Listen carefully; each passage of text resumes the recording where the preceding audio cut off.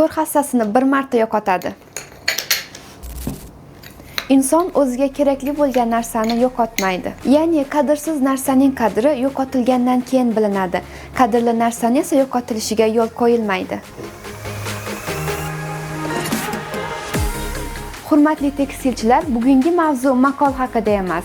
Maqsadim sizni hayron qoldirish ham emas. Shunchaki yaxshilab e'tibor bersam, maqollarda ham aksessuar bor ekan.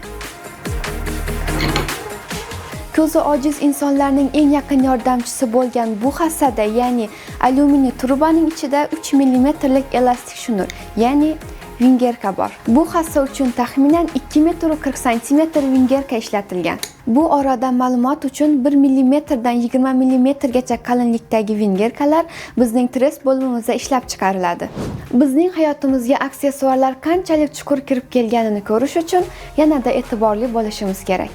Siz ham shunday narsa topsangiz, nomini izohlarda yozib qoldiring. Men esa yanada chuqurroq ta'riflab berishga va'da beraman. Kutaman.